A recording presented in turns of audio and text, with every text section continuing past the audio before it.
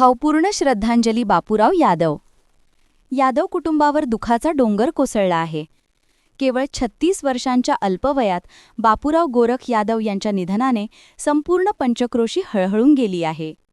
गुरुवार दिनांक 27 नोव्हेंबर 2025 सायंकाळी 6 वाजता भवानीनगर भिगवंद रोडवरील लाकडी परिसरात झालेल्या भीषण अपघातात बापूराव यादव यांचे जागीच निधन झाले. घटनास्थळी हृदय पिळवटून टाकणारे दृश्य होते. प्रत्येकाच्या तोंडून एकच शब्द, हे अशक्य. बापूराव असा अचानक कसा जाऊ शकतो? बापूराव यादव हे छत्रपती सहकारी साखर कारखान्यात नोकरी करत होते. त्यांच्या हसतमुख चेहऱ्यामुळे आणि प्रत्येकाला सतत मदत करण्याच्या स्वभावामुळे आणि मोठ्या छोट्यांशी अगदी सौजन्यानं बोलण्यामुळे वागण्यामुळे ते सर्वांचे लाडके होते.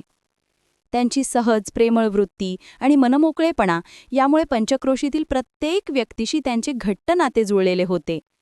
त्यांच्या पश्चात 2 लहान मुले, अथर्व आणि स्वानंदी, पत्नी शीतल, आई रतन, वडील गोरख आणि एक बहीण मीरा असा कुटुंबियांचा आधारवड हरपलेला आहे. कुटुंबावर ओढवलेल्या या दुःखद प्रसंगामुळे अश्रूंचा बांध सुटल्याचे पाहायला मिळत आहे. बापूरावांचा मित्रपरिवारही प्रचंड मोठा. आज प्रत्येक मित्राचे डोळे पाणावलेले.